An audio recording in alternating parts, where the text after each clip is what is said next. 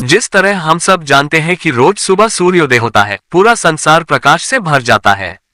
फिर सूर्य आहिस्ता आहिस्ता हमारे माथे पे आता जाता है। दोपहर होता है तो पूर्ण प्रकाश स्वरूप सब ताप से तप्त होते हैं। फिर सूर्य ढलने लगता है, आहिस्ता आहिस्ता शाम होने लगती है और फिर सूर्य अस्त हो जाता है और अंधेरा होने लगता है। मध्य रात्रि को अंधेरा प्रगाढ़ होने लगता है। कोई कोई तो डरने भी लगते हैं। हमारे पास सूर्योदय का समय भी है, सूर्यास्त का भी समय भी है। उसके आधार पर हम मुहूर्त भी निकालते भी है। लेकिन जो लोग थोड़े पढ़े लिखे हैं, उन्होंने भूगोल में ये जाना है कि सूर्य सिर्फ स्थिर रहता है और पृथ्वी घूमती है, और पृथ्वी के घूमने से पृथ्वी का जो हिस्सा सूर्य के सामने आने लगता है वहां सूर्योदय होता है। फिर बिल्कुल सामने आता है वहां दोपहर होता है, और पृथ्वी का जो हिस्सा नीचे की ओर जाने लगता है वह प्रकाश कम होने की वजह से शाम होने का आभास होता है। और पृथ्वी का जो हिस्सा बिल्कुल विपरीत हो जाता है और प्रकाश का बिल्कुल अभाव हो जाता है, वहां अंधेरे का आभास होता है। तो वास्तव में सूर्य का ना कभी उदय होता है ना तो कभी अस्त होता है। ये सनातन सत्य है। तो हमारे पास दो सत्य है, एक की सूर्योदय होता है जिसका हम सब का अनुभव है, ये लौकिक सत्य है जो हमें व्यवहार चलाने में सहायक होता है। दूसरा सनातन सत्य जो हमने विज्ञान से ये भी सीखा है कि सूर्य का ना कभी उदय होता है ना कभी अस्त होता है। सिर्फ और सिर्फ पृथ्वी के घूमने को वजह से यह आभास खड़ा होता है। तो घूमती है पृथ्वी और हम मानते हैं कि सूर्य घूम रहा है, जो है ही नहीं और विपरीत आभास हो रहा है, उसको माया कहा है। प्रिय मित्रों, जिस तरह हमने आगे जाना है कि सूर्य का कभी उदय होता है न तो अस्त होता है, लेकिन पृथ्वी के घूमने से यह आभास होता है, उसी तरह आज एक और सत्य का साक्षात्कार करेंगे। हमारा सबका अनुभव है कि जब कोई बच्चे का जन्म होता है तो घर में खुशी का माहौल छा जाता है। बच्चा बड़ा होता है, पढ़ लिख कर नौकरी धंधा कराता है, फिर शादी होती है, फिर उसके वहां बच्चे का जन्म होता है, आगे चल के वह बूढ़ा होता है और एक दिन उसकी मौत हो जाती है। घर का पूरा माहौल गमगीन हो जाता है। फिर उसके परिवार वाले उसके पीछे क्रियाकर्म करते हैं, प्रार्थना करते हैं, श्राद्ध करते हैं ताकि उसके आत्मा को शांति मिले और उनकी सद्गति हो। और यह सब हम ही करते हैं, ऐसा नहीं है। और लोग अपनी अपनी व्यवस्था अनुसार क्रियाएं करते हैं। हमने रामायण में सुना है कि भगवान श्री राम ने अपने पिताश्री दशरथ के पीछे श्राद्ध कर्म किया था।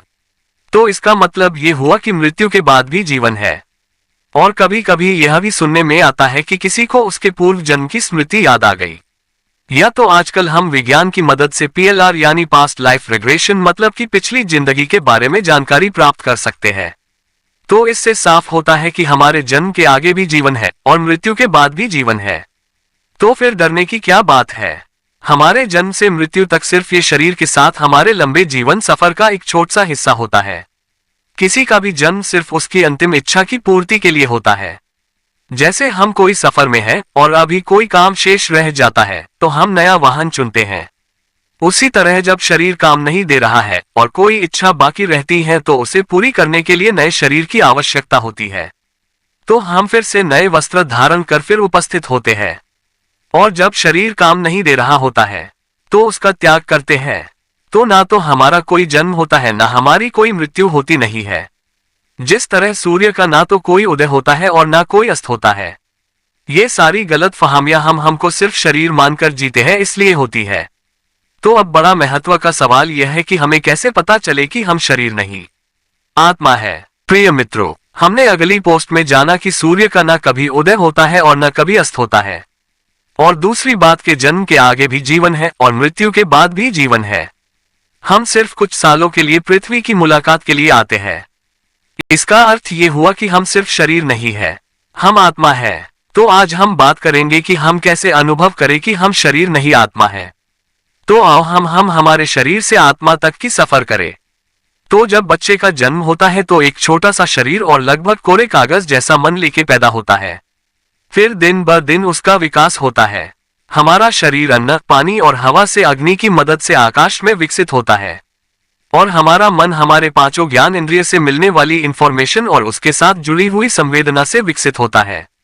और हम आत्मा चैतन्य उसमें रहने वाले, उसे धारण करने वाले या जानने वाले हैं। लेकिन हमारा तादात्म्य शरीर और मन के साथ इतना हो जाता है कि हमें पता ही नहीं चलता है कि हम शरीर नहीं है और हमारे पास एक मन भी हुआ करता है, तो शरीर और मन दोनों हमारे साधन है और हम उसके मालिक हैं। लेकिन इन तीनों अरस परस इतने घुल मिल गए हैं कि उसको हमने कभी अलग अलग देखा ही नहीं, और इन तीनों के जोड़ को हमने मैं समझ लिया। ये बिल्कुल उसी तरह है कि हम मानते थे कि सूर्य उदय और अस्त हो रहा या मृत्यु के साथ सब समाप्त हो जाता है।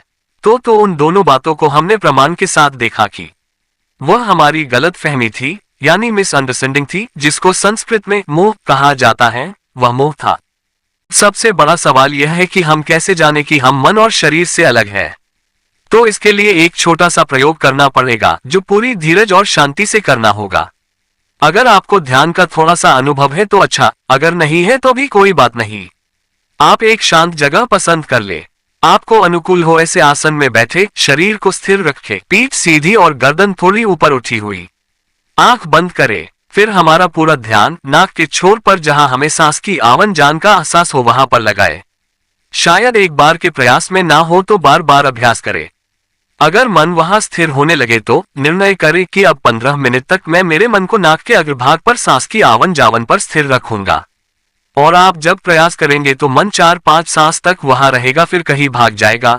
देखते देखते हैं पता लगता कि हमारा मन सांस पर नहीं कहीं और विचरण कर रहा है, तो हम उसको पकड़कर फिर नासाग्र पर लगाएंगे। तो अब हमारे स्वयं के 3 हिस्से अलग अलग प्रकट हुए।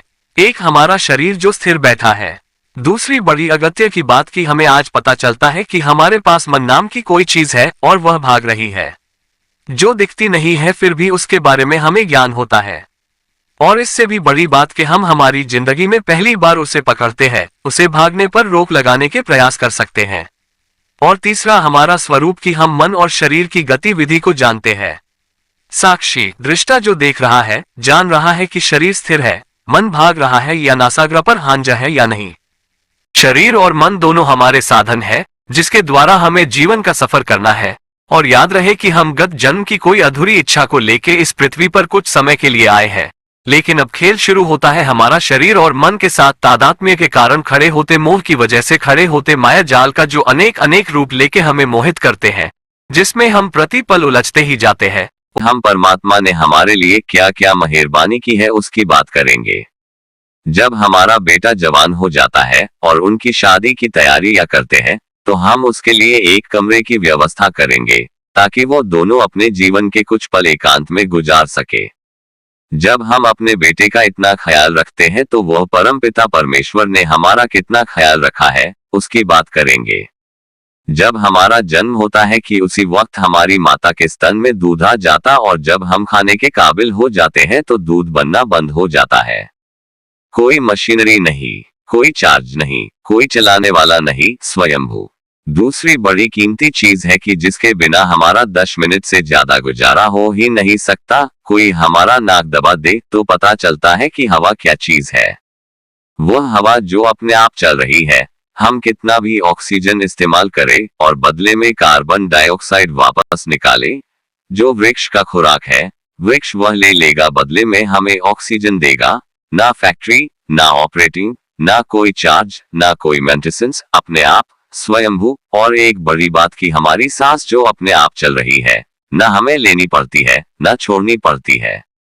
अगर ऐसा होता तो हम थक ही जाते या कभी भूल भी जाते। ये तो ठीक हमारी नींद में क्या होता, जरा सोचिए। और एक चीज के जिसके बिना हमारा 8-10 कलाक से ज्यादा जीना संभव नहीं है, वह है पानी। साल भर कितना भी इस्तेमाल कर लो, लेकिन मानसून की बारिश में हर जगह पानी पानी हो जाता है। न कोई मशीनरी, ना कोई चार्ज, स्वयंभू। और इससे भी बड़ी बात कि जिसके बिना हम 2-4 दिन से ज्यादा गुजारा नहीं कर सकते, वह है अन्न। कोई कितना भी खा ले, लेकिन एक दाना बो, 1000 दाने उग जाएंगे। ना कोई मशीनरी, ना कोई चार्ज, स्वयंभू। और बाकी क्या रहा? ठंडी, गर्मी और बारिश से बचने के लिए आश्रय। तो इसके लिए जो मटेरियल्स चाहिए वह जमीन से निकाल ले और जैसा चाहिए वैसा बना ले। जब हमारी पल पल की जरूरियात का इतना ख्याल रखा गया है, ताकि उम्र भर हमें किसी प्रकार की कोई भी तकलीफ तो ना पड़े, लेकिन और मांगने की भी जरूरत ना पड़े, ऐसी व्यवस्था कर दी है। और एक बात जो बहुत जरूरी है कि आज पूरी दुनिया में रात को जितने लोग सोते हैं, उनमें से 2.5 लाख लोग उठते नहीं है। तो सुबह जब आंख खुले तो हमें एहसास होना चाहिए कि उसने हमें जगाने के काबिल माना है, तो उसकी कृपा माननी चाहिए। और जब हमारे अपने सब जग जाते हैं तो उनकी कृपा का क्या कहना। मन में आता है कि जी भर के नाच ले। इतना कुछ करने के बाद भी क्या हमें पूरे दिल से परमात्मा का आभार नहीं मानना चाहिए क्या? अवश्य, उसकी अपार करुणा के लिए हम जन्मों जन्मों तक ऋणी रहेंगे।